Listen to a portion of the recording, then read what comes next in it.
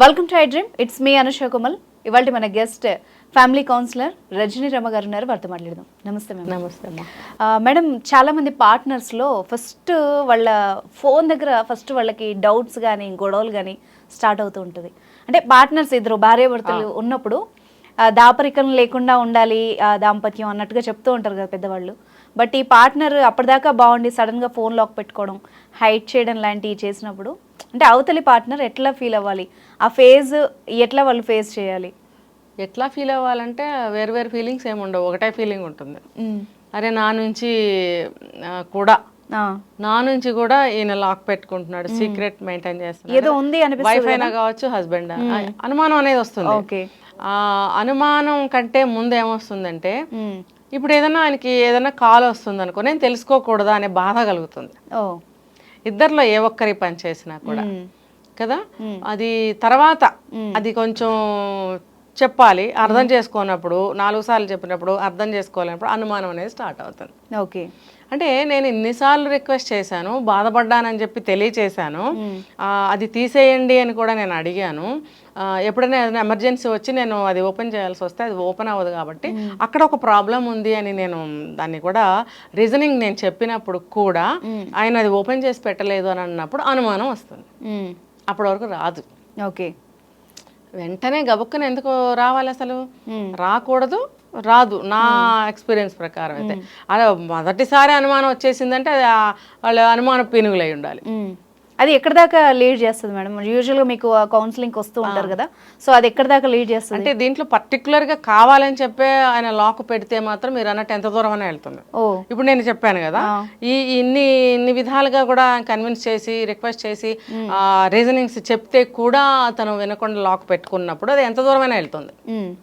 సరే, అది స్టార్టింగ్ స్టేజ్లో ఉన్నప్పుడు అతను కూడా కొంచెం తెలుసుకుని జాగ్రత్త పడి దాన్ని ఓపెన్ చేయటము, తనెందుకు పెట్టుకున్నాడో కూడా ఒక రీజన్ చెప్పినట్టయితే కొంచెం బాగుంటుంది. లేదు అసలు అక్కడ ఏమీ లేదు, ఊరికనే పెట్టుకున్నాడు, ఎందుకు బయట కూడా ఎక్కడికైనా వెళ్తూ ఉంటాము, ఎవరన్నా ఓపెన్ చేస్తారా అన్నట్టుగా పెట్టుకుని ఉండొచ్చు. కానీ ఈవిడ ఇలా అడిగేటప్పటికి ఆయనకి ఇంకొంచెం ఎక్కువ అవుతుంది. అయ్యింది అనుకుందాం, అనుకుని ఆయన నా ఇష్టం నేను పెట్టుకుంటాను నీకెందుకు అని అన్నాడు అనుకోండి, ఈమెకున్న బాధ కానీ అనుమానం కానీ ఇంకొంచెం పెరుగుతుంది. అంటే అతను ఈమెకున్నటువంటి అనుమానాన్ని ఇంకా పెంచుతున్నాడు. అది తప్పే కదా. ఇప్పుడు నీ మీద చెడ్డ అభిప్రాయం కలుగుతుంది, నీ గురించి ఒక ఏమంటారు నీ వ్యక్తిత్వం కూడా డ్యామేజ్ అవుతుంది ఇక్కడ. అలా అన్నప్పుడు నువ్వు దాన్ని సరి చేసుకోవటం పోయి నేను ఇలాగే ఉంటానంటే నీకు నువ్వే చెడ్డ పేరు తెచ్చుకుంటున్నావు. అది నీకు అవసరమా? భార్య కదా, ఓపెన్ చేసి పెట్టచ్చు కదా. దీనికి ఇంకోటి ఉంటుంది, ఓపెన్ చేసి పెట్టచ్చు కదా అని అంటే అది అవసరం కూడా లేదు.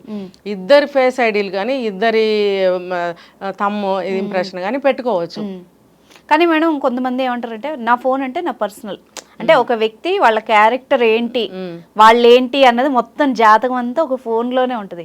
సో అది పార్ట్నర్ దగ్గర దాస్తున్నారు అంటే ఇంకా ఆ భార్యాభర్తల మధ్య ఎలాంటి రిలేషన్షిప్ ఉన్నట్టు? దీనికన్నా ముందు ఒకటి చెప్తా. ఓకే, అతనికి వేరే అమ్మాయితో ఏదన్నా ఉంది అని నేను అనుకోకూడదు. అదే అని ఎందుకు అనుకోవాలి? ఇప్పుడు ఒక ఈయన వాళ్ళ రిలేషన్ వాళ్ళ చుట్టాలతో ఎవరితోనో మాట్లాడుతున్నాడు, ఈమెకి నచ్చదు, అది తెలుస్తుందేమో, గొడవ ఎందుకులే. లేదు, ఇతని అకౌంట్స్ లో మనీ ఉంటుంది, ఆ మనీ సేవింగ్స్ చేస్తున్నాడు, ఈమె కొంచెం ఖర్చుదారు అయి ఉండొచ్చు, అది బ్యాలెన్స్ అవి చూస్తే మనీ ఏమైనా అడగచ్చు అంటే ఆ ఆడవాళ్ళకి కొంచెం జ్యువెలరీ అని మంచి మంచి శారీస్ అని ఇష్టం ఉంటుంది కాబట్టి అడగచ్చు. కానీ తనకు ఉన్న సోర్సెస్ ప్రకారం తను సేవింగ్స్ చేసుకోకపోతే పిల్లల్ని చదివించుకోవడం కానీ ఏదైనా ఎమర్జెన్సీ వస్తే కానీ డబ్బు మనకి కష్టం కదా.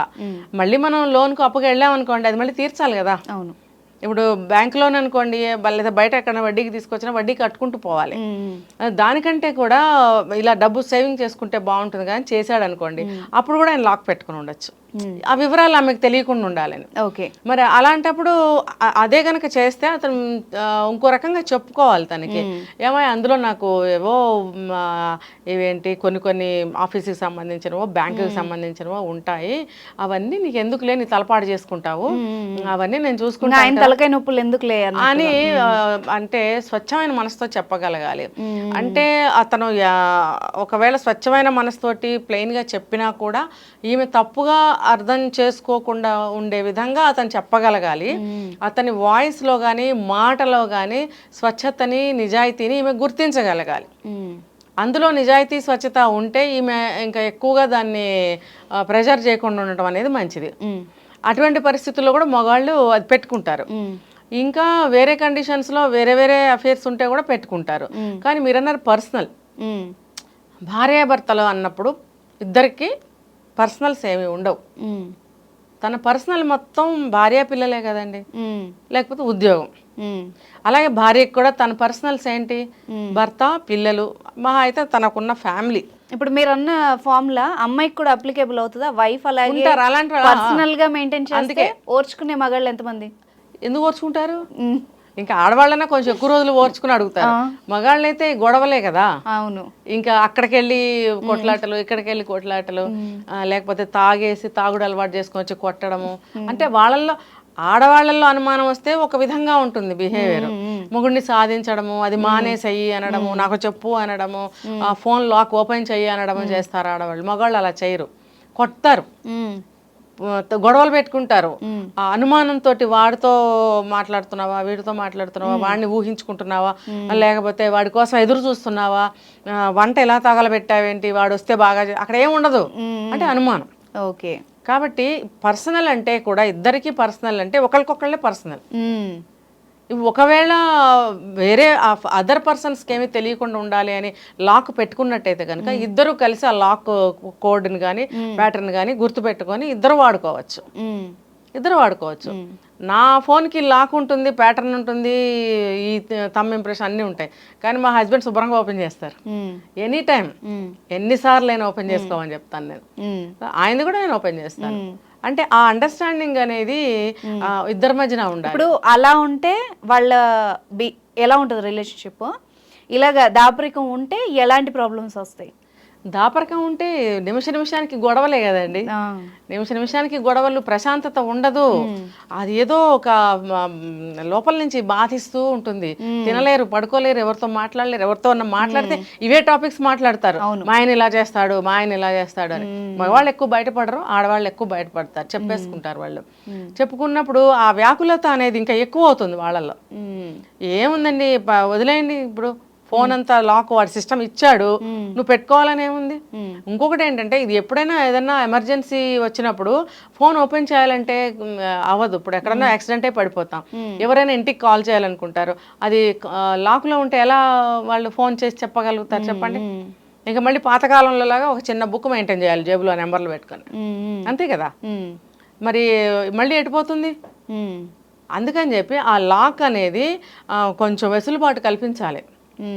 దానికి కూడా ఏదన్నా సిస్టమ్ పెట్టుకోవాలి, భార్యకి చెప్పాలి, అలాంటిది ఏదైనా చేసుకోవాలి. లాక్ పెట్టేసుకోవడం అనేది ఒకటే కాకుండా 2-3 ఉంటాయి అందులో. మనం థంబ్ పెట్టచ్చు, ప్యాటర్న్ పెట్టుకోవచ్చు, ఫేస్ ఐడి పెట్టుకోవచ్చు, అట్లా ఉంటాయి. కాబట్టి అన్నీ పెట్టుకుంటే అవతల యాక్సిడెంట్ అయి పడిపోయినప్పుడు కూడా మన ఫేస్ ఐడితో కానీ థంబ్తో కానీ వాళ్ళు ఓపెన్ చేసి, అంటే డిఫరెంట్ యాంగిల్స్తో ఓపెన్ చేస్తే, ట్రై చేస్తే ఓపెన్ అవుతుంది, ఇంటికి కాల్ చేయగలుగుతారు. మొత్తం అన్ని నువ్వు కాన్ఫిడెన్షియల్గా పెట్టుకుంటే నీ నుంచి ఇంటికి ఇన్ఫర్మేషన్ ఇవ్వలేకపోతారు. తర్వాత ఇంటి దగ్గర భార్యతో గొడవలు వస్తూ ఉంటాయి. ఇవన్నీ అవసరం లేదు కదా. న్యాచురల్ లైఫ్ లీడ్ చేయాలని అనుకున్నప్పుడు ఇంత పెద్ద సెక్యూరిటీ మనకి ఫోన్లో అవసరం లేదు. అంత సెక్యూరిటీ పెట్టే విషయాలు ఫోన్లో ఏముంటాయి? ఇప్పుడు పెద్ద పెద్ద అంబానీ లాంటి వాళ్ళు పెట్టుకున్న అర్థం ఉంది. మామూలుగా సామాన్య మానవులకి అవన్నీ అవసరం లేదు కదా. దానివల్ల గొడవలే, ప్రశాంతత ఉండదు. Right, thank you very much ma'am.